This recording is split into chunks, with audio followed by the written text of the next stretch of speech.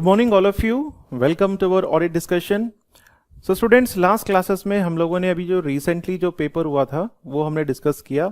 अब हम जो है मार्च 2020 का जो पेपर है, मार्च या जो जून का जो सेमेस्टर का जो पेपर था उसे हम लोग जो है स्टूडेंट्स अभी डिस्कस करेंगे। तो ये क्वेश्चन है हमारा जून 2020 का एंड आज हम जो इसमें क्वेश्चन देखने वाले हैं ये 30 मार्क्स का क्वेश्चन है। सो एग्जाम में जो है हमें 3 क्वेश्चंस पूछे जाते हैं जो डिस्क्रिप्टिव बेस्ड होते हैं। एक होता है 30 मार्क्स का और एक 20 और 20। सो 30 प्लस 20 देन 20, यानी कि टोटल 50, 60, 70 मार्क्स का जो है डिस्क्रिप्टिव क्वेश्चन आता है। तो 70 में से स्टूडेंट जो एक क्वेश्चन है जो सबसे लेंदी होता है आपका और सबसे इंपॉर्टेंट क्वेश्चन होता है, एंड मोर इम्पॉर्टेंटली उस क्वेश्चन में 1-2 चैप्टर्स के कंपोनेंट्स मिक्स होते हैं। उसमें प्रोसीजर्स भी हो सकता है, उसमें इंटरनल कंट्रोल्स का भी कंसेप्ट आ सकता है, रिपोर्टिंग का कंसेप्ट भी आ सकता है, ठीक है ना, एंड साथ ही रिस्क असेसमेंट का भी क्वेश्चन इसमें आ सकता है। तो उसी टाइप से ये क्वेश्चन है आज हमारे सामने, काफ़ी इंपॉर्टेंट क्वेश्चन है स्टूडेंट्स। अभी तक ये किसी कापलान की किताब में नहीं है, तो लेटेस्ट इसको जो है हम लोग आपको करा रहे हैं, तो डेफिनेटली आपको ये क्वेश्चन जरूर गो थ्रू करना चाहिए। This scenario relates to 4 requirements. तो सबसे पहले हम लोग जो है केस स्टडी थॉरोली पढ़ेंगे, फिर उसके बाद जो है 1 बाय 1 इसके सारे क्वेश्चंस हम लोग सॉल्व करेंगे। तो क्वेश्चन है, इट इज 1 जुलाई 2015। तो आज की तारीख हो गई 1 जुलाई 2015। You are an audit supervisor of Orange and Company. आप ऑरेंज एंड कंपनी के ऑडिट सुपरवाइजर हैं। So that means Orange and Company is the audit firm. ये एक ऑडिट फर्म है। Planning the audit of a new client. इनका एक नया client है स्कारलेट कंपनी। नाउ स्टूडेंट्स, यहाँ पे जब जैसे ही मैं कहता हूँ ये नया क्लाइंट है तो यहाँ पे रिस्क बहुत ज्यादा बढ़ जाता है, क्योंकि आप अगर मान लो कोई पुराना क्लाइंट है जिससे आप पहले से ही फेमिलियर हैं तो उसका ऑडिट आप बड़े आराम से कर सकते हैं, क्योंकि आपको उनके सारी कमियां और खूबियां सब पता है, कौन से रिस्क एरियाज हैं, कहां पर आपको एज एन ऑडिटर ज्यादा एफर्ट लगाना है, वो सब आपको पता होता है। बट जब भी आपके सामने कोई नया क्लाइंट आता है तो यहाँ पे रिस्क बढ़ जाता है कि आपको जो है कुछ यहाँ पे कुछ भी प्रोसीजर्स वगैरह आप मिस कर सकते हैं, रिस्क फिर यहाँ पे जो है बढ़ जाता है। So planning the audit of a new client, that is Scarlett Company, for the year ended 31st May 2015। तो इनका साल खत्म होता है, ईयर एंड है 31st May 2015। Scarlett Company manufactures chemicals for use in domestic and commercial cleaning products। तो basically ये लोग क्या बनाते हैं, ये केमिकल्स बनाते हैं जिसका इस्तेमाल हम लोग डोमेस्टिक और केमिकल क्लीनिंग प्रोडक्ट्स में करते हैं। आगे लिखा है, The company's financial accountant was taken ill suddenly in May 2015 and is unable to undertake the preparation of the year-end draft financial statements।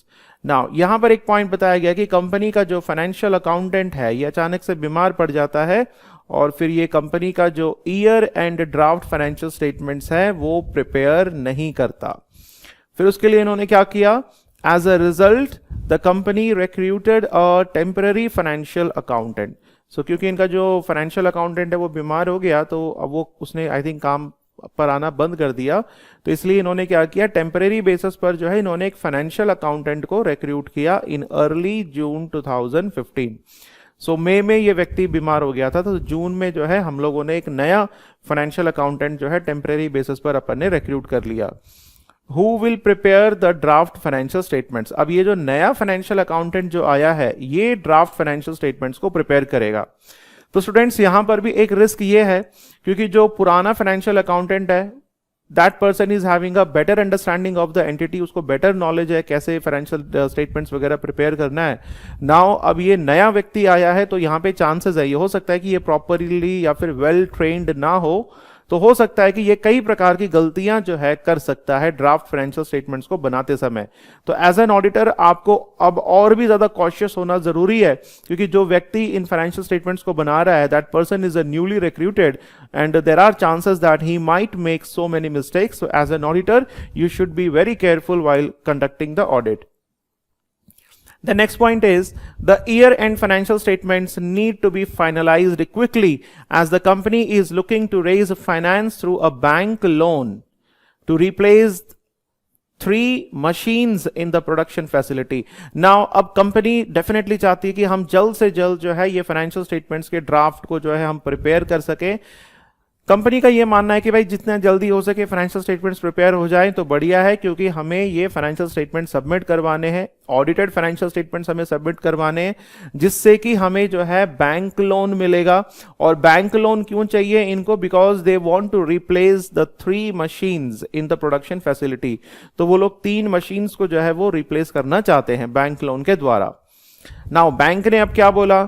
The bank has asked for a copy of the audited year-end financial statements by the end of September 2015 before they will agree to the loan, and the directors are keen to report strong results in order to obtain this financing. Now this is the very interesting point, क्योंकि bank ने क्या मंगाया है? Bank कहता है कि भाई अगर आपको लोन चाहिए so please provide us the audited financial statements. हमें normal financial statements नहीं, your financial statement should be audited by an auditor. So अगर ऑडिटर से अगर आप ऑडिट करके आते हैं, कब लाना है?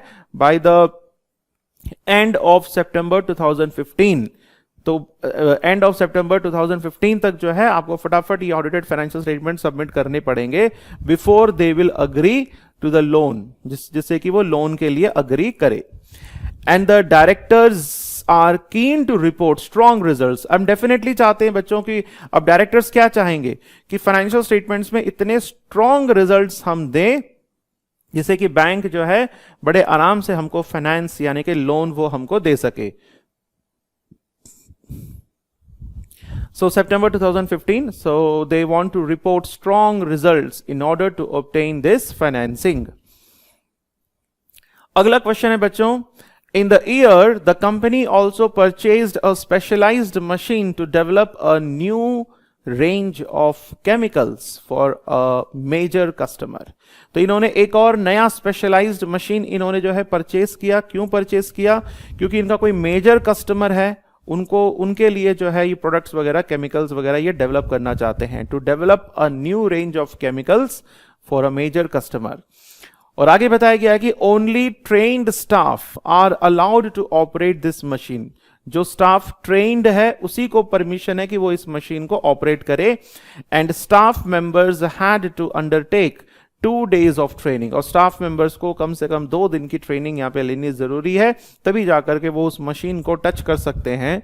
Followed by an assessment at the end of the training period. So after 2 days of training a proper assessment will be conducted for those trainees. उन ट्रेनी जो भी ट्रेनी है उनका फिर असेसमेंट होगा कि हाँ भाई इनको प्रॉपरली मशीन चलानी आई कि नहीं आई, तभी उनको जो है वो अलाउ करेंगे कि वो मशीन को ऑपरेट कर सके। Next point is that training cost of $15,000 have been capitalized as part of the cost of asset. Now student, ये एक बहुत बड़ी गलती है कि IAS 16 के हिसाब से यहां पर साफ साफ बताया गया है कि आप ट्रेनिंग कॉस्ट को कैपिटलाइज नहीं कर सकते फिक्स्ड एसेट में। तो ये इन्होंने गलती करी है, तो auditor will take care of it. The training cost of $15,000 have been capitalized as part of the cost of the asset. So this treatment is definitely a wrong treatment. Now आगे लिखा है students, the company sources many of its raw materials to be used in the chemical manufacturing process from an international supplier, and goods can be in transit for up to 3 weeks. यहां पे बताया गया है company जो है अपना जो भी रॉ मटेरियल है, many of its raw material, ज्यादा से ज्यादा जो रॉ मटेरियल है वो किसी इंटरनेशनल सप्लायर से मंगवाता है, विदेशों से, किसी फॉरेन कंट्री में उनका जो इंटरनेशनल सप्लायर है उनसे वो मंगवाता है। एंड जब वो फॉरेन से जब सामान आता है तो कई बार क्या होता है, वो जो सामान है, वो जो गुड्स है, वो 3 weeks के लिए भी इन ट्रांजिट हो सकता है कि 3 हफ्ते बीत गए, अभी भी वो सामान जो है रास्ते में ही है। The agreement with the international supplier contains a clause which states that Scarlett Company is responsible for the goods as soon as they leave the supplier's warehouse.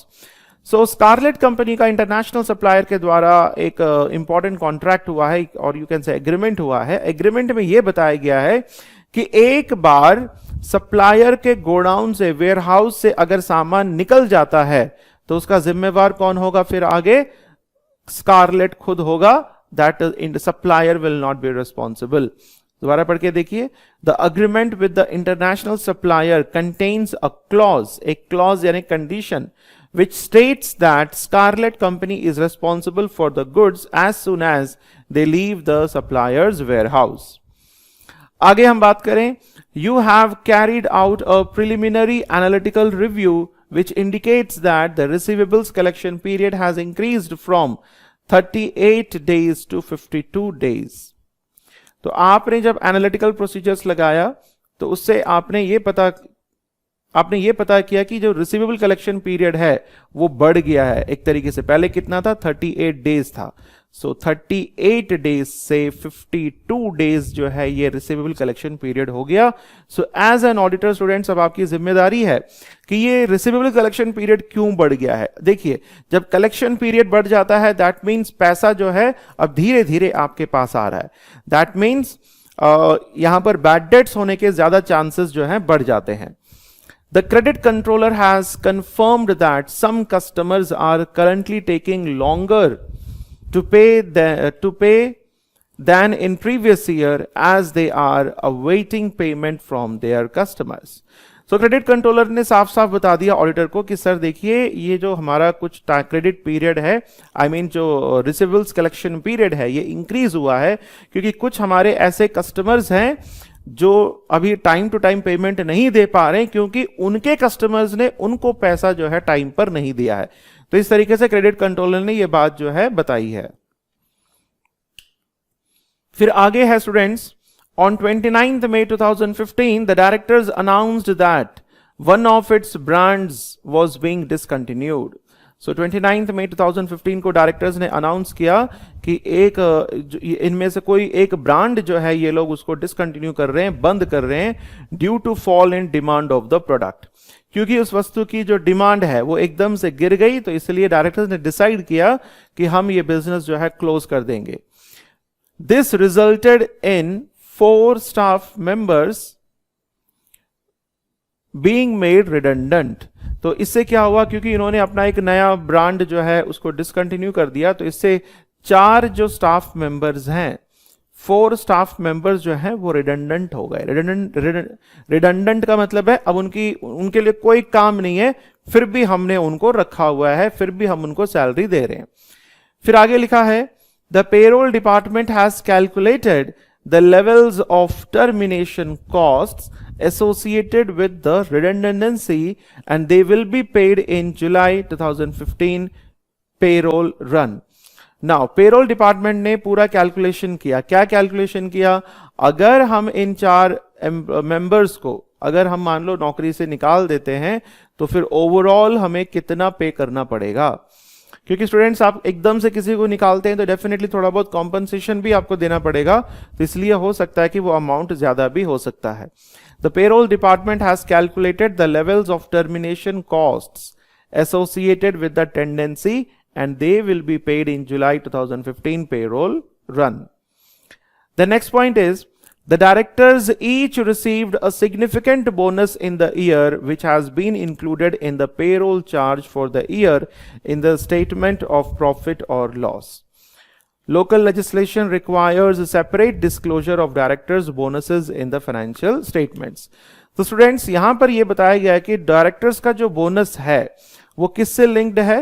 वो डायरेक्टली जो है प्रॉफिट एंड लॉस से वो linked है। Directors can receive a significant bonus in the year which was included in the as a payroll charge. और directors के bonus को हमने किस में इंक्लूड कर रहे हैं? पेरोल चार्ज में इंक्लूड कर रहे हैं, जो कि प्रॉफिट एंड लॉस अकाउंट में चार्ज किया जाएगा।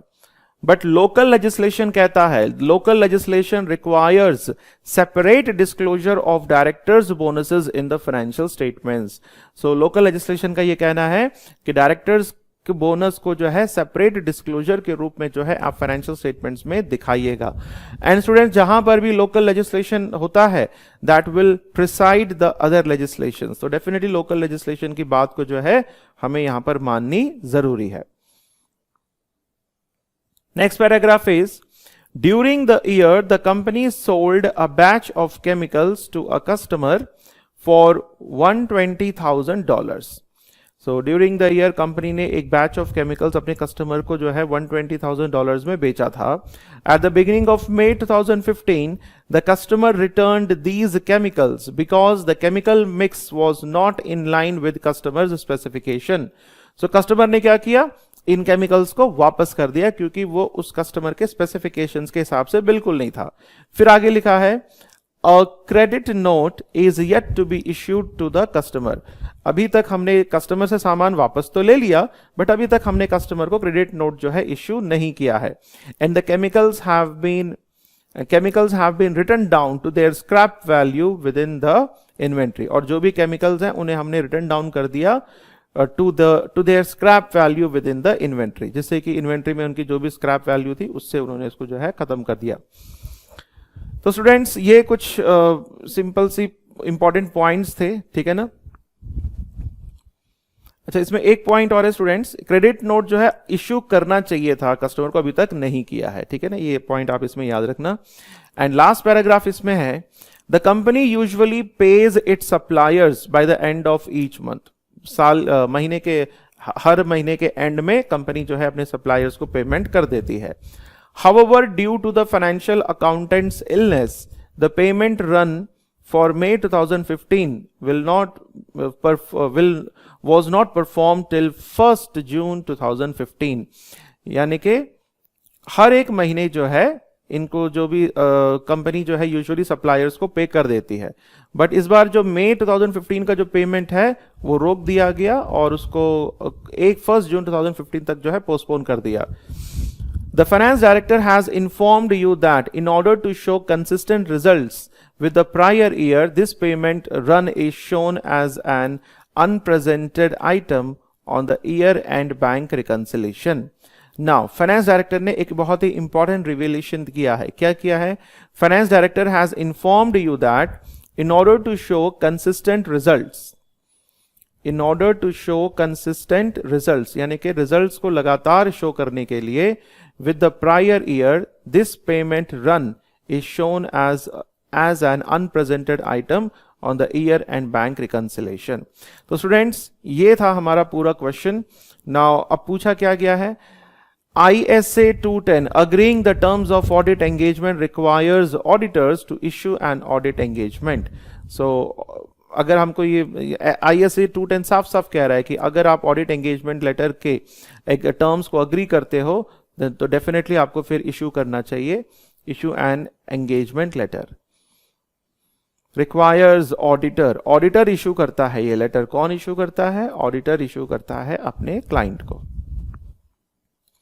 Now question number A, explain the purpose of an audit engagement letter. Audit engagement letter क्या है और उसके पर्पस क्या है, और 4 items which should be included in audit engagement letter. Audit engagement letter में हम क्या क्या इंक्लूड करेंगे? तो स्टूडेंट्स ये 4 मार्क्स का है. Explain why the following factors should have been considered by Orange and company prior to accepting Scarlett company as a new audit client. So यहां पे बताया गया है कि वो कौन से फैक्टर्स हैं जो कि ऑरेंज एंड कंपनी को कंसीडर करने चाहिए थे कि before accepting the Scarlett company as a new audit client. तो इनको किन किन बातों का ध्यान रखना चाहिए था.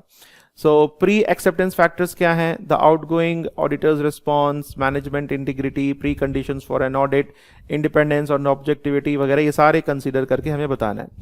सी पार्ट है, describe 8 audit risk and explain the auditor's response for each risk. 8 audit risk बताओ और ऑडिटर का रिस्पॉन्स बताना है हर एक रिस्क में. Next is describe substantive procedures the auditor should perform to obtain sufficient and appropriate audit evidence in respect of redundancy currency. तो ये भी हम लोग देख लेते हैं स्टूडेंट्स क्या सब्सटेंटिव प्रोसीजर्स है. तो इसी के साथ 1 by 1 स्टूडेंट्स हम लोग इसके क्वेश्चंस को देखते हैं. सबसे पहला क्वेश्चन तो हमारा यही है कि ऑडिट एंगेजमेंट लेटर क्या है और 4 इंपॉर्टेंट आइटम्स आपको बताने हैं कि ऑडिट एंगेजमेंट लेटर में हम क्या क्या इसमें जो है इंक्लूड कर सकते हैं. So let's start. तो स्टूडेंट सबसे पहले हम बात करते हैं कि ऑडिट एंगेजमेंट लेटर होता क्या है, इसका पर्पस क्या है. So what is this engagement letter? Purpose of an engagement letter. The letter of engagement outlines the responsibilities of both the audit firm and the audit client. तो basically इस audit engagement letter में दोनों के जो responsibilities होती हैं, audit firm की, audit client की, दोनों मेंशन होती हैं। इसका पर्पस क्या है? बेसिकली पहला पर्पस तो यही है, minimise the risk of any misunderstanding between the auditor and the client. हम सारी चीजें पहले से ही लिख करके रख लेते हैं कि ऑडिट हमें किन किन शर्तों पे करना है, किन किन एरियाज का हमें करना है, किस प्रकार की रिपोर्ट हमें इशू करनी है। ये सारी चीजें हम पहले से ही बात करके रख लेते हैं ताकि बाद में किसी प्रकार की कोई मिसअंडरस्टैंडिंग ना हो ऑडिट और उसके क्लाइंट के बीच में। So to minimize the risk of any misunderstanding. और दूसरा है confirm acceptance of the engagement. Engagement का एक्सेप्टेंस कि ऑडिटर ने ये ऑडिट एंगेजमेंट एक्सेप्ट कर लिया है, वो उसमें ऑडिट एंगेजमेंट लेटर में कंफर्म कर देगा। नेक्स्ट है forms the basis of the contract by outlining the terms and conditions of the engagement. उसमें हम पूरी बातें लिख देते हैं कि हम किन शर्तों पे, वो क्या हमारे टर्म्स एंड कंडीशंस हैं जिसके बेसिस पर हम ये ऑडिट कर रहे हैं।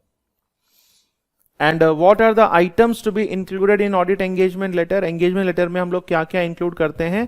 पहला है objective and scope of audit. Audit का ऑब्जेक्टिव क्या है, स्कोप दायरा क्या है, क्या क्या चीजें हम ऑडिट करने वाले हैं। देन रेस्पॉन्सिबिलिटीज ऑफ ऑडिटर उसमें हम बता देंगे। रेस्पॉन्सिबिलिटीज ऑफ मैनेजमेंट क्या है वो भी उसमें हम बताएंगे। और उस क्लाइंट के लिए एप्लीकेबल फाइनेंशियल रिपोर्टिंग फ्रेमवर्क क्या यूज करना है। Identification of the financial reporting framework used in the preparation of financial statements. Financial statements को प्रिपेयर करते समय कौन सा फाइनेंशियल रिपोर्टिंग फ्रेमवर्क यूज किया गया है वो भी हम उस ऑडिट एंगेजमेंट लेटर में बता देंगे। Then expected form and content of any report to be issued. Audit के बाद लास्ट में जो हम ऑडिट रिपोर्ट इशू करेंगे वो ऑडिट रिपोर्ट का कैसा फॉर्म होगा और क्या कंटेंट होगा वो भी हम थोड़ा सा बता देंगे इसमें। Then elaboration of the scope of the audit with reference to legislation। कोई भी लोकल लेजिस्लेशन है, कानून है, उसके हिसाब से ऑडिट में क्या क्या चीजें और हमें डिटेल में करनी है। जैसे फॉर एग्जांपल डायरेक्टर्स रेम्यूनरेशन, हो सकता है कि लोकल लेजिस्लेशन कह रहा है कि भाई डायरेक्टर्स रेम्यूनरेशन को तो आपको डिटेल में डिस्क्लोजर्स देने हैं, तो वो भी हम जो है इस एंगेजमेंट लेटर में हम मेंशन कर देंगे। If the form of any other communication of the results of the audit, and audit का जो भी रिजल्ट्स आएगा उसको कैसे कैसे हमने कम्युनिकेट करना है तो वो भी हम इसमें बता देंगे। The fact that some material misstatements may not be discovered, ये बात भी हम ऑडिट एंगेजमेंट लेटर में पहले से ही बता देंगे कि भाई कुछ ऐसे मटेरियल मिसस्टेटमेंट्स हो सकते हैं जो कि हम डिस्कवर ना कर पाए। Arrangements concerning the planning and performing of the audit including the composition of audit team. So audit की प्लानिंग, परफॉर्मेंस, ऑडिट टीम में कौन कौन होगा, वो सारी चीजें हम बता देंगे। The expectation that management will provide return representations, और यहाँ पर हम ये भी बताएंगे कि दैट हम ये उम्मीद करते हैं मैनेजमेंट से कि वो समय समय पे हमें जो भी रिक्वायर्ड रिटर्न रिप्रेजेंटेशंस है वो हमें प्रोवाइड करेंगे। तो ये सारी चीजें स्टूडेंट्स हम जो है ऑडिट एंगेजमेंट लेटर में लिख करके क्लाइंट के साइन उस पर करवा लेते हैं। The basis on which the audit firm will calculate his fee, audit firm को किस बेसिस पर फी मिल रहा है। A request for management to agree to the terms of the audit engagement and acknowledge receipt of the letter of engagement. तो इसमें basically एक point ये भी है, रिक्वेस्ट फॉर मैनेजमेंट, कि हम मैनेजमेंट से रिक्वेस्ट करेंगे कि भाई आप इन सभी कि आप अग्री करो टर्म्स ऑफ ऑडिट एंगेजमेंट को और रिसिप्ट एक्नॉलेज करो, और ऑडिट लेटर ऑफ एंगेजमेंट के रिसिप्ट को आप एक्नॉलेज भी करना है, यानी कि हम क्लाइंट से कहेंगे कि yes please agree to these conditions. Arrangements concerning the involvement of internal audit and other staff employed at the company. So arrangements concerning the involvement of internal audit, internal audit का क्या क्या role रहेगा external auditor के लिए, वो भी सारी चीजें हम बता देंगे कि एक्सटर्नल ऑडिटर किस लेवल पर जाकर के इंटरनल ऑडिटर से हेल्प लेगा, ये सारी चीजें हम इसमें बता देंगे। Any obligations to provide audit working papers to third parties, तो क्या किसी प्रकार का कोई ऑडिट वर्किंग पेपर है जो किसी थर्ड पार्टीज को देना होगा, तो वो जो भी ऑब्लिगेशन है वो भी हम बता देंगे। Any restrictions on auditors liability, auditors की कोई लाइबिलिटी है उसके ऊपर किसी प्रकार का अगर कोई रेस्ट्रिक्शन लगाया जाता है। Arrangements to make available draft financial statements and any other information. So draft financial statements को कि भाई आप अवेलेबल कराओगे या फिर कोई और इंफॉर्मेशन जो भी हम आपसे मांगेंगे, आप हमें बेझिझक वो सारी इंफॉर्मेशन प्रोवाइड करेंगे। तो इस प्रकार से स्टूडेंट्स ये सारी चीज़ें जो है हम ऑडिट एंगेजमेंट लेटर में जो है हम लोग इंक्लूड करके रखते हैं। So that's it students. अब हम बात करते हैं क्वेश्चन नंबर 2 की। क्वेश्चन नंबर पार्ट बी कहता है explain why the following factors should have been considered by Orange and company prior to accepting Scarlett company as a new audit client. बताया गया है कि स्कारलेट कंपनी को अपना new audit client appoint करने से पहले ऑडिटर को किन किन बातों का जो है ध्यान रखना पड़ता है। So explain why the following factors should have been considered by Orange and Company prior to accepting Scarlett Company। Scarlett Company को as a new auditor accept करने से पहले आपको किन किन फैक्टर्स को चेक, ये जो भी फैक्टर्स हैं उन्हें आप क्यों चेक कर रहे हैं, क्या फैक्टर्स हैं देखिए। सबसे पहला है द आउटगोइंग ऑडिटर्स रिस्पॉन्स, जो पुराना ऑडिटर है उसका रिस्पॉन्स आप पता करेंगे। मैनेजमेंट इंटीग्रिटी के बारे में, preconditions for an audit, independence and objectivity, resources available at the time of the audit. So ये सारी चीजें जो हैं फैक्टर्स हैं जिनके बारे में आप डेफिनेटली पता करना चाहेंगे before accepting the new audit client. So क्यों ये जरूरी है, सो वन बाय वन हम लोग देख लेते हैं। So factors to consider prior to accepting Scarlett Company as a new audit client। सबसे पहला फैक्टर है the outgoing auditor's response। Outgoing auditor's response यानी कि जो ऑडिटर जा रहा है एंटिटी को छोड़ करके, स्कारलेट कंपनी को छोड़ करके, उससे जो है हम लोग बातचीत करेंगे। Prior to accepting an audit engagement, the auditor is required to contact the previous auditors after obtaining permission from the Scarlett Company। तो स्कारलेट कंपनी के परमिशन के बाद ही आप जो है पुराने ऑडिटर से मिल सकते हैं। To ask for information relevant to the decision as to whether or not the firm should accept appointment. तो आप स्कारलेट कंपनी से पूछिए कि भाई थोड़ा इंफॉर्मेशन हमें दो, क्या हमें इस कंपनी स्कारलेट कंपनी का ऑडिट हमें एक्सेप्ट करना चाहिए कि नहीं चाहिए, इसके बारे में आप जानकारी मांग रहे हैं। To the decision as to whether or not the firm should accept appointment, firm को अपॉइंटमेंट एक्सेप्ट करनी चाहिए। The auditor should consider the outgoing auditor's response to assess whether there are any ethical or professional reasons why the firm should not accept appointment. Auditor जो है outgoing auditor से पूछेगा कि भाई अगर कोई इथिकल रीजन है, कोई प्रोफेशनल रीजन है, so please tell us why we should not accept the appointment. तो एक दो आउटगोइंग ऑडिटर से बात करने का सबसे बड़ा रीजन तो यही है कि इस कंपनी का ऑडिट बढ़िया है, करने में मजा आएगा नहीं आएगा, या फिर कोई रिस्क है, वो सारी चीजें हम पुराने ऑडिटर से मांगने की कोशिश करते हैं। अगला जो फैक्टर है वो है मैनेजमेंट इंटीग्रिटी। मैनेजमेंट कितना सच्चा है ये भी बहुत जरूरी है। If Orange and Company's audit engagement partner has a reason to believe that Scarlett Company's management lack integrity, there is a greater risk of fraud and intimidation. Orange Company Orange Company need to consider management integrity, because if there are serious concerns regarding this, Orange and Company must not accept the audit engagement। So students ये बहुत जरूरी है। Auditor यहां पर management की integrity को पता करने की पूरी कोशिश करेगा। अगर मैनेजमेंट की इंटीग्रिटी अगर अच्छी है तो रिस्क ऑफ फ्रॉड कम रहेगा। बट अगर मान लो मैनेजमेंट की इंटीग्रिटी में कमी है तो फ्रॉड का रिस्क ज्यादा है, इंटिमिडेशन का रिस्क ज्यादा है, कोई उकसा करके आपसे चोरी वगैरह कुछ भी करवा सकता है। So Orange Company need to consider the management integrity, because if there are serious problems regarding this, Orange and Company must not accept audit engagement। अगर मान लीजिए इंटीग्रिटी की कमी है तो Orange and Company को बिल्कुल भी ऑडिट एंगेजमेंट एक्सेप्ट नहीं करना चाहिए। Next point is preconditions for an audit. Audit के लिए कुछ प्री कंडीशंस बहुत जरूरी है. Orange and Company can only accept an audit engagement if the preconditions are present. ये पॉइंट हम अच्छे से डिटेल में पढ़ भी चुके थे क्लासेस में कि जब तक pre conditions for an audit नहीं होंगे तब तक ऑडिटर को ऑडिट एक्सेप्ट नहीं करना चाहिए. अब सवाल यह है कि ये प्री कंडीशंस होते क्या हैं. सबसे पहला है preparing the financial statements in accordance with the applicable financial reporting framework. इसमें यह बताया गया कि फाइनेंशियल स्टेटमेंट्स को कैसे प्रिपेयर करना चाहिए.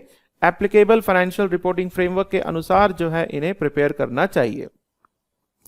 अगर मान लीजिए फाइनेंशियल रिपोर्टिंग फ्रेमवर्क के अनुसार अगर फाइनेंशियल स्टेटमेंट्स को प्रिपेयर नहीं किया गया है तो फिर डेफिनेटली आपको ये ऑडिट एक्सेप्ट नहीं करना चाहिए.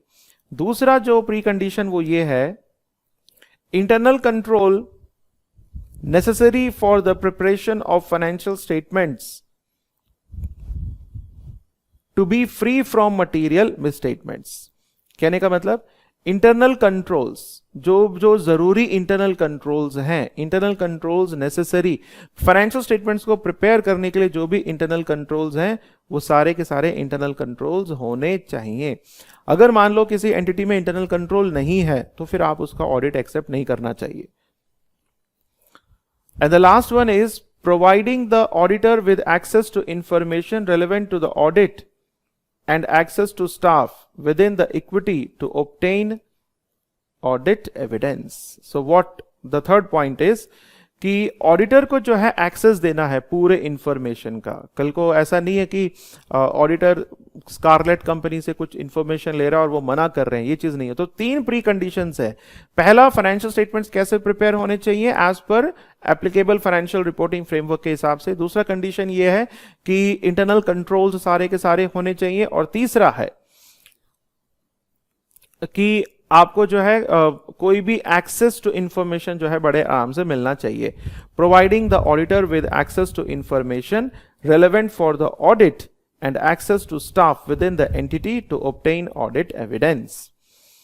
Next is if the preconditions are not present. अगर प्री कंडीशंस प्रेजेंट नहीं है, Orange and Company can not accept the audit engagement. तो फिर ऑरेंज एंड कंपनी को बिल्कुल भी ऑडिट एंगेजमेंट एक्सेप्ट नहीं करना चाहिए. नाउ नेक्स्ट जो फैक्टर है वो ये है independence and objectivity. Independence and objectivity बहुत जरूरी है ऑडिटर के लिए. अगर ऑडिटर अपने आप को इंडिपेंडेंट एंड ऑब्जेक्टिव नहीं रख पाता है तो फिर उससे किसी भी फर्म एंटिटी का ऑडिट नहीं करना चाहिए. The auditor must consider whether there are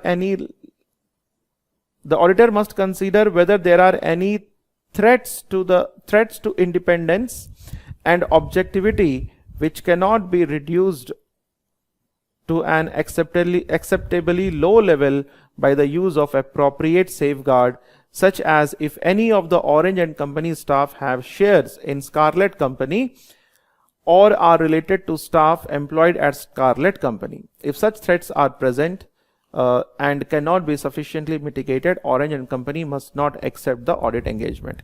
यानी कि अगर आपको पता है as an auditor you will be unable to maintain your integrity and objectivity, then in that case you should not accept the audit engagement.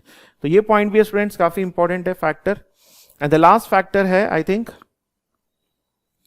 Resources available at the time of audit. इसको भी आपको ध्यान रखना है. Orange and Company must have adequate resources with relevant experience available at the time of audit of Scarlet Company is likely to be carried out. तो यहाँ पे यही बताया गया कि Orange and Company के पास जो है अच्छे खासे resources हैं, experience है, ठीक है ना, ये सारी चीजें उसके पास अवेलेबल हैं.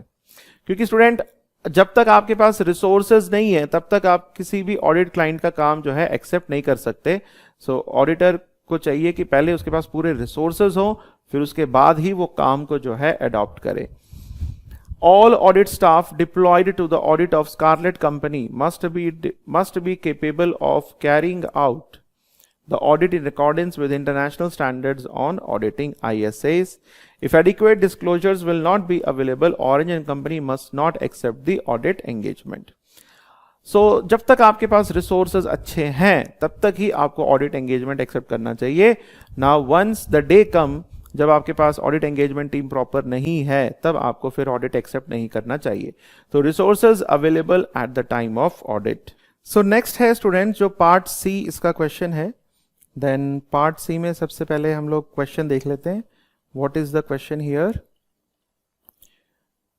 पार्ट सी में है describe 8 audit risk and explain the auditor's response to each risk in planning the audit of Scarlett Company. So Scarlett Company का ऑडिट करते दौरान कौन कौन से ऑडिट रिस्क हैं जो ऑडिटर एनकाउंटर करता है। तो कम से कम आपको 8 ऑडिट रिस्क बताने हैं और आपको यह भी बताना है कि ऑडिटर उस रिस्क को कैसे ठीक करने की कोशिश करेगा। तो स्टूडेंट्स 1 बाय 1 इन सभी रिस्क को हम लोग देख लेते हैं। सबसे पहला रिस्क है Scarlett Company is a new audit client. Starting में हमने डिस्कस भी किया था कि स्कारलेट कंपनी जो है बिल्कुल नया ऑडिट क्लाइंट है। तो ऐसे सिचुएशन में ऑडिट एंगेजमेंट टीम के लिए ये थोड़ा सा चैलेंजिंग हो जाता है कि सभी रिस्क को, पॉलिसीज को, सबको फाइंड आउट करना। So audit engagement team will be unfamiliar with the accounting policies. उनको ना तो अकाउंटिंग पॉलिसीज के बारे में नॉलेज है, ट्रांजैक्शंस के बारे में नॉलेज है, and balances of the client. Hence, there will be increased detection risk on the audit. तो यहां पर क्योंकि इनके पास कोई प्रॉपर नॉलेज नहीं है तो फिर यहां पे डिटेक्शन रिस्क जो है बढ़ने के चांसेस होते हैं। तो ये तो हो गया एक हमारा ऑडिट रिस्क। तो ऑडिटर इसको कैसे ठीक करने की कोशिश करेगा? Orange and company should ensure that it has a suitably experienced team deployed on the audit। कि इसके पास जो है एक सूटेबली ऐसे एक्सपीरियंस्ड टीम होनी चाहिए जो कि वो ऑडिट में डिप्लॉय करे। In addition sufficient time must be set aside so that team members can familiarize themselves with the new client, document its system and controls and understand the risk of material misstatement। तो दो चीजें हैं यहां पर important. एक तो इनको चाहिए कि एक suitable experienced टीम ये डिप्लॉय करे और उनको एक प्रॉपर टाइम भी देना चाहिए। टाइम देंगे तभी वो क्लाइंट के साथ मिल सकते हैं, बातचीत कर सकते हैं, खुद को फैमिलराइज कर सकते हैं। ये सारी चीजें ऑडिटर जो है यहां पे मेक श्योर करेंगे। In addition, there is less assurance over opening balances as Orange and Company did not perform last year audit। पिछले साल का ऑडिट क्योंकि इन्होंने परफॉर्म नहीं किया है इसलिए जो ओपनिंग बैलेंसेस हैं उनमें थोड़ी गड़बड़ हो सकती है, क्योंकि ओपनिंग बैलेंस यानी कि पिछले साल के जो क्लोजिंग बैलेंसेस हैं उनका ऑडिट इन्होंने नहीं किया है। तो ऐसे में फिर ऑडिटर को क्या करना चाहिए? Increased audit procedures should be performed on the opening balances to confirm their reasonableness। तो जो ओपनिंग बैलेंसेस हैं उनके ऊपर ज्यादा आपको ऑडिट प्रोसीजर्स लगाने चाहिए। ज्यादा से ज्यादा ऑडिट प्रोसीजर्स अगर आप लगाएंगे तो जो भी फॉल्ट है, कमी है, उसको बड़े आराम से जो है आप आइडेंटिफाई कर सकते हैं। Next is the companies financial accountant was taken ill suddenly in May 2015 and a temporary accountant has been drafted in to help prepare the financial statements।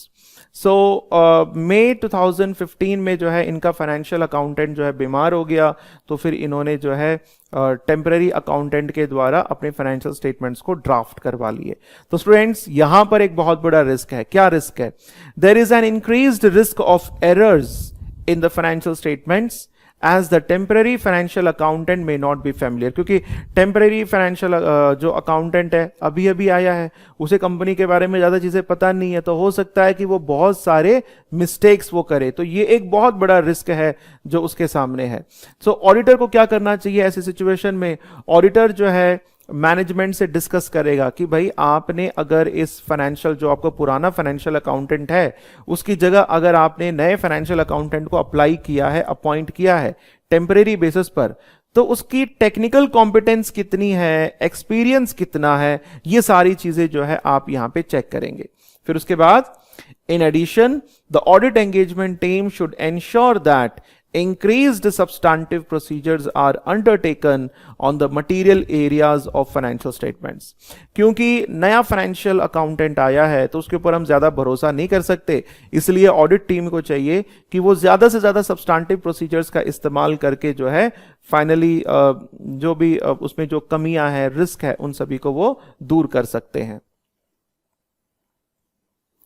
Now अगला जो ऑडिट रिस्क है स्टूडेंट्स,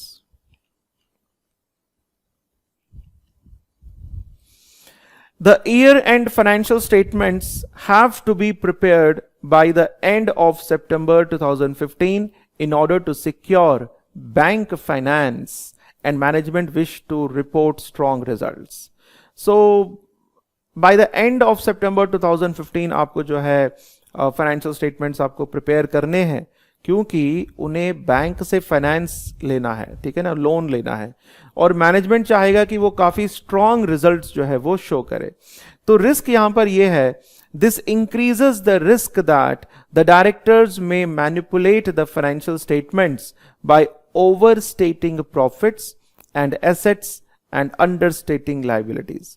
सो एक better position दिखाने के लिए, ताकि bank इनको बड़े आराम से लोन दे दे, तो ये पॉसिबिलिटी है कि मैनेजमेंट जो है ये एक तरीके से प्रॉफिट्स को वो ओवरस्टेट करके दिखा दे, और एसेट्स को जो है, एसेट्स को और प्रॉफिट्स को ओवरस्टेट करे और लायबिलिटीज को अंडरस्टेट करे, ये पॉसिबिलिटी है। तो ऐसे में एज एन ऑडिटर आप इस रिस्क को कैसे आप ठीक करेंगे? N audit engagement team should maintain professional scepticism, यानी कि सबसे इंपॉर्टेंट पॉइंट है बच्चों यहां पे, that is the professional scepticism. Audit engagement team को चाहिए पूरे ऑडिट के दौरान वो प्रोफेशनल स्केप्टिसिज्म का इस्तेमाल करे, यानी कि क्वेश्चनिंग माइंड का इस्तेमाल करे। उनको जहां पर भी डाउट है वहां पे क्वेश्चन करे, और उस डाउट को क्लियर करने के लिए मैनेजमेंट से बात करे और फर्दर ऑडिट प्रोसीजर्स वो लगाए। आगे detailed cut off testing. Detailed cut off testing यहां पे करना जरूरी है। ऐसा तो नहीं है कि पिछले साल के ट्रांजैक्शंस या फिर आने वाले साल के ट्रांजैक्शंस को इस साल के सेल्स में कहीं दिखा दिया हो, ताकि प्रॉफिट को बढ़ा चढ़ा करके दिखाया जा सके। So detailed cut off testing on areas such as revenue, inventory and payables should be performed to ensure that cutoff has been correctly applied and substantive procedures performed on estimates and judgments। जहां पे management ने estimates किए हैं, क्योंकि students दो जगह पे गड़बड़ी हो सकती है। देखिए, अगर मैनेजमेंट अपने प्रॉफिट को बढ़ा करके दिखाना चाहता है तो वो क्या कर सकता है, जितने भी प्रोविजंस हैं उनको अंडर प्रोविजन वो कर सकता है। तो ये जो प्रोविजंस तो एक तरीके से एस्टिमेट्स या तो जजमेंट्स ही होते हैं। तो ऑडिट टीम को चाहिए कि वो उन एस्टिमेट्स और जजमेंट्स को प्रॉपरली चेक करे, वहां पर ज्यादा से ज्यादा सब्सटेंटिव प्रोसीजर्स जो है वो करे। एंड कट ऑफ टेस्टिंग तो इनको बहुत अच्छी तरीके से करना चाहिए। अगला जो रिस्क है students, a specialized machine was acquired and staff members had to be trained in the machine's use at a cost of $15,000 which has been capitalized as part of cost of the machine। So इन्होंने एक specialised machine खरीदी, उस machine के ऊपर workers को यानी कि staff को ट्रेन करने के लिए $15,000 का इन्होंने खर्चा किया। अब उस $15,000 को इन्होंने जो है कैपिटलाइज कर दिया as a part of a cost of machine, जो कि IAS 16 property plant and equipment के अगेंस्ट में है। सो देखिए यहां पे क्या बताया गया है, IAS 16 property plant and equipment prohibits training costs from being capitalized and therefore profits and property plant and equipment will be overstated। So क्योंकि ऐसे सिचुएशन में अगर आप इसको कैपिटलाइज कर देंगे, अगर आप इसको, वैसे तो आपको करना क्या चाहिए था, प्रॉफिट एंड लॉस अकाउंट में जाकर के ट्रीट कर दो, बट आप अगर इसको कैपिटलाइज कर देंगे तो प्रॉफिट ओवरस्टेट होकर के दिखेगी। And expenses understated if training costs are not written off to the statement of profit or loss account। तो as an auditor आपको क्या करना चाहिए, discuss the accounting treatment with the directors. Directors को पकड़ो और पूछो कि भाई आप क्यों ट्रेनिंग को आपने कॉस्ट ऑफ कैपिटल में कैपिटलाइज कर दिया है, I mean cost of asset में। And request that an adjustment is made to ensure appropriate treatment of training cost। आप डायरेक्टर से बात करिए और उनसे रिक्वेस्ट करिए कि आप इसका appropriate treatment करिए। Obtain a breakdown of remaining capitalized cost and agree to supporting documentation to ensure that they meet the recognition criteria of IAS 16। तो यहां पर इन्होंने अगर $15,000 को कैपिटलाइज किया है तो हो सकता है इन्होंने और भी ऐसी कोई हरकत करी होगी। तो पूरा ब्रेकडाउन मंगवा लो, जो भी कॉस्ट वगैरह हुआ है, जो भी ट्रेनिंग वगैरह, पूरा लिस्ट मंगवा लो और सभी चीजों को चेक करो क्या सभी IAS 16 के हिसाब से ही इन्होंने अकाउंटिंग करी है या नहीं। नाउ जो नेक्स्ट अगला जो रिस्क है स्टूडेंट्स वो है the delivery time of 3 weeks from the company's international supplier is likely to result in goods in transit at the year end. The company has advised that the contract with the supplier means that Scarlett company will be responsible. अब students यहां पे दो चीजें हमने यहां पर पढ़ी थी।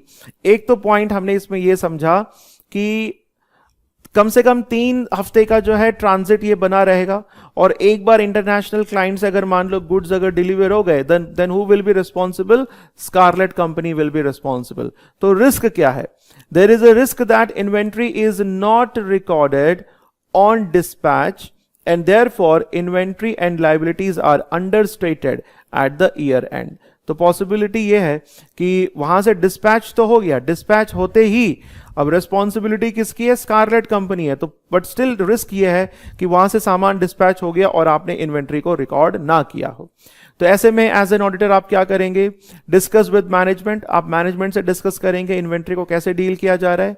रिव्यू द कंट्रोल्स, कंट्रोल्स को आप रिव्यू करेंगे and also goods received notes के बेसिस पर जो है आप कट ऑफ टेस्टिंग यहां पे करेंगे। Next is preliminary analytical procedures indicate that receivables collection period जो है वो इंक्रीज हुआ है 38 डेज से 52 डेज तक। तो इसमें क्या है कि हो सकता है कि हमको अमाउंट जो है प्रॉपर टाइम पर वो रिसीव ना हो और हेंस अगर हम अलाउंस क्रिएट नहीं करेंगे तो हमारे रिसीवेबल्स जो है वो ओवरस्टेट हो जाएंगे and allowance for receivables will be understated. So as an auditor आपको क्या करना है? Extend post year end cash receipt. साल के खत्म होने के बाद जो कैश रिसिप्ट्स हैं उनको आप देखिए क्या उन कस्टमर से आपको प्रॉपरली पैसा मिल रहा है कि नहीं मिल रहा है। अगर नहीं मिल रहा है then you ask the management कि भाई आप जो है अलाउंस जो है एडिक्वेट लेवल पर आप उसको क्रिएट करिए। नेक्स्ट है on 29 May 2015 the directors announce that a brand was being discontinued. ये लोग एक ब्रांड को डिसकंटिन्यू कर रहे हैं और उसके बाद जो रिडंडेंसी है उसके लिए इनको जो है पेमेंट भी करना है। तो रिस्क क्या है?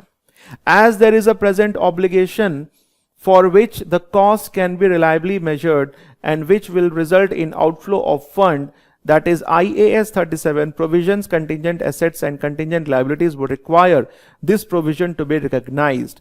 तो ये जो एम्प्लॉइज को हम लोग निकाल रहे हैं उनको जो भी पेमेंट्स वगैरह कर रहे हैं तो इसके लिए प्रोविजन बनाना हमारे लिए बहुत जरूरी है। अगर ऐसा नहीं है तो क्या होगा? If a provision is not recognized, profit would be overstated and liabilities and payables would be understated. So that's why आपको ये make sure करना है मैनेजमेंट से बात करके कि वो प्रोविजन को क्रिएट करवाए। The next one is the directors have each been paid a significant bonus।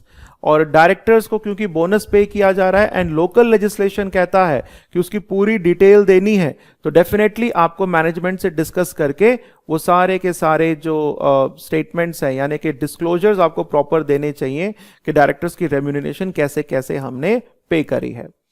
A customer has returned $120,000 of faulty goods और इसका जो है अपन ने अभी तक क्रेडिट नोट इशू नहीं किया है। As this sale occurred pre-year end, there is a risk that revenue and receivable are overstated if the credit note is not correctly recorded prior to the year end. So credit note यहाँ पे risk है। Inspect a copy of the credit note and confirm an adjustment to revenue and receivables has been recorded pre-year end.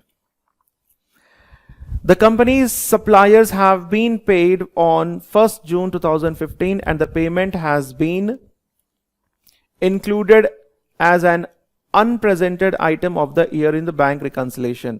तो students यहां पर जो है आपको proper journal entry जो है आपको चेक करनी है क्या इसका प्रॉपर एडजस्टमेंट हुआ है या नहीं हुआ है। तो स्टूडेंट्स इस तरीके से ये हमारा सी पार्ट जो है कंप्लीट है। नाउ इसके बाद क्या क्या सब्सटैंटिव प्रोसीजर्स आपको लगाने हैं रिडंडेंसी कॉस्ट को चेक करने के लिए। तो सबसे पहले तो स्टूडेंट्स यहाँ पे हम लोग बोर्ड मिनट्स को हम लोग चेक करेंगे। Review the board minutes, then review the supporting documentation, then obtain details. Redundancy calculation करिए, क्या कैलकुलेशन में प्रॉपर अमाउंट आ रहा है कि नहीं आ रहा है। Then you need to recalculate the redundancy provision, provision properly create किया गया है कि नहीं किया गया है। agree the redundancy payments made in July 2015 with the cash book.